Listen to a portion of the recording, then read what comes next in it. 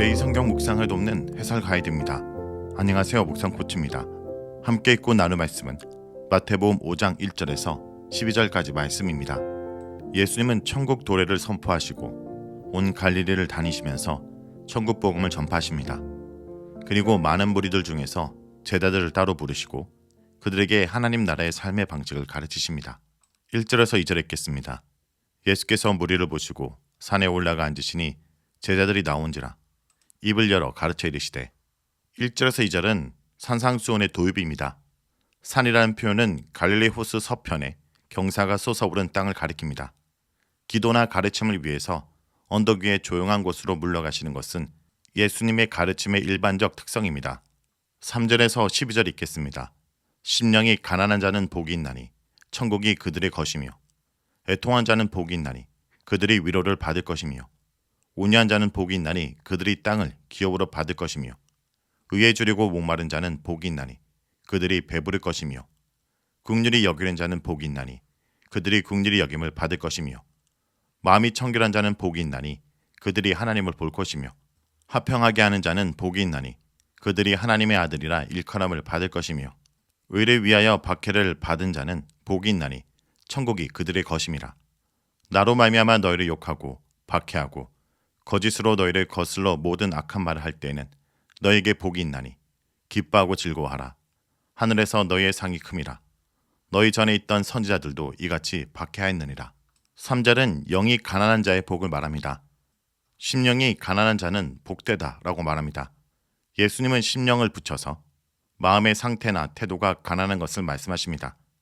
마음이 가난한 상태는 고통을 겪는 자들의 낮아진 모습, 자신을 낮추는 겸손의 태도를 의미합니다. 이사야 61장 1절에 가난한 사람들은 마음이 부서지고 갇히고 애통하는 사람들입니다. 이들은 마음이 파산한 상태에서 하나님 앞에서 겸손하게 오직 주의 도움만 의존합니다. 그러므로 이 첫 번째 복은 구약에서 복음을 묘사하는 이사야 61장의 성취란 점에서 이해해야 합니다. 삶의 어려운 가운데서도 메시아의 오심을 기다린 그들은 결국 예수님을 만나기 때문에 복된 사람들입니다. 땅의 관점에서는 자신의 안전을 보장해 줄 수 있고 목표를 이룰 만한 재화를 보유하고 있을 때 복을 받았다 생각합니다.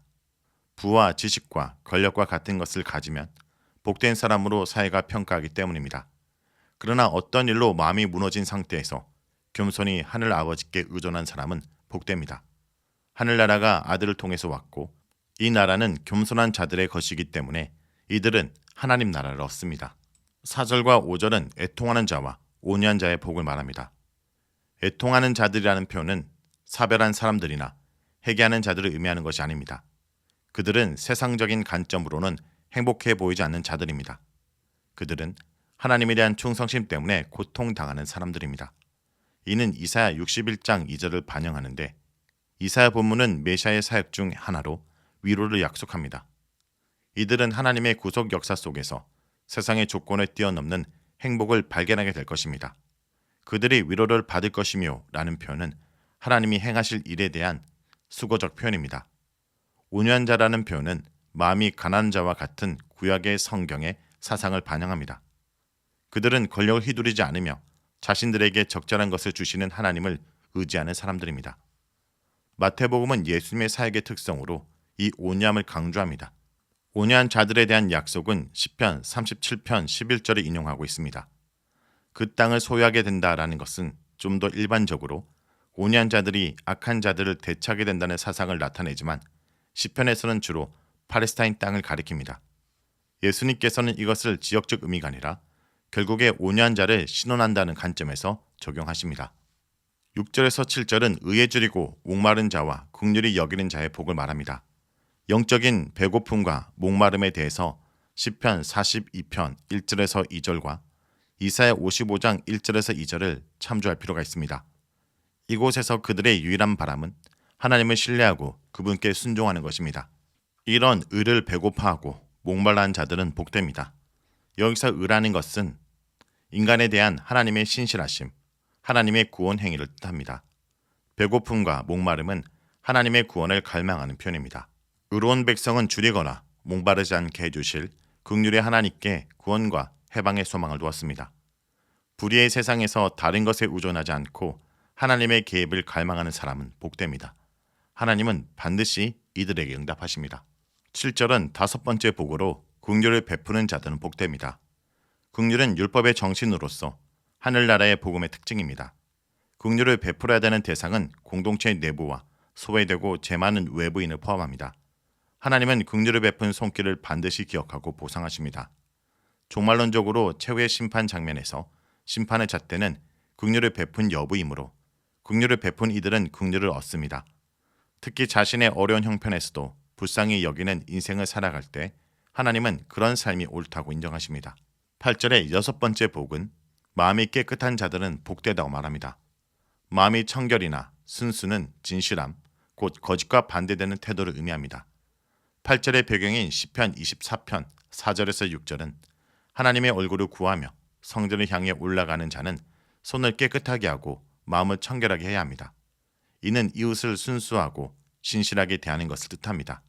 다른 사람을 선하게 대하면 하나님을 만날 것이기에 복됩니다. 9절의 일곱 번째 복은 분쟁과 갈등이 끊이지 않는 땅에서 화평케 하는 자들은 하나님의 아들들로 불릴 것이기에 복되다 말합니다. 누구누구의 아들은 어떤 대상의 성품이나 성향을 공유하는 것을 의미합니다. 평화는 하나님의 성품이기 때문에 평화의 사람은 최고의 영예인 하나님의 자녀로 불립니다. 10절에서 12절은 여덟 번째 복으로 의를 위하여 핍박받는 자는 복되다 말합니다. 6절처럼 의로움이란 단순히 선함 그 이상입니다. 이것은 모든 삶의 방향이 하나님과 그분의 뜻에 맞춰져 있는 것을 나타냅니다. 그러한 삶은 눈에 띌 수밖에 없으며 11절에서 12절에 자세히 설명하듯이 심지어 박해를 야기합니다. 천국이 그들의 것임이라 라는 표현은 3절을 반영하며 이를 통해 복에 관한 내용을 정리하며 선택적으로 더할 수 있는 리스트가 아니라 전체로서 하나의 특성을 나타냅니다. 하늘나라의 자녀로 사는 자들에게는 예수님 때문에 땅의 세력이 주는 핍박이 따르기 마련입니다. 그러나 이 핍박은 현재 하늘나라에 소속되어 있다는 증거이기에 하나님 나라가 그들의 것이기 때문이라는 표현이 뒤따르고 있습니다. 11절에서 12절은 여덟 번째 복의 확장으로서 13절과 연결시킵니다. 하늘에 계신 하나님은 제자들의 아버지가 되시고 현재 질서가 역전될 것이기에 그들은 복된 자들입니다. 자, 여기까지가 마태복음 5장 1절에서 12절까지 말씀입니다. 오늘 말씀을 통해 우리는 무엇을 묵상하고 적용해야 할까요? 우리는 세상과 다른 복을 추구할 자들이라는 것을 잊지 말아야 합니다. 기독교가 기복주의로 치닫는 현실을 보며 안팎으로 자성과 비난의 소리가 커지고 있는 세상입니다. 기복주의는 종교적 명분을 가장한 세속주의의 또 다른 얼굴입니다. 하지만 원래 기독교는 복을 추구하는 종교입니다. 문제는 복의 내용이지 복을 추구하는 그 자체는 아닙니다. 그러므로 예수님이 말씀하신 팔복은 세상 나라 사람들이 추구하는 복과 다른 이 세상 나라의 가치를 전복하는 하나님 나라의 가치를 추구하는 복을 말합니다. 하나님 나라의 백성으로 누리는 이 복은 이 세상 나라 가치관과 질서에 대한 철저한 부정이요 뒤바뀜이며 인간의 죄가 낳는 부당한 고통과 억압에 대한 도전이요 한 겁니다.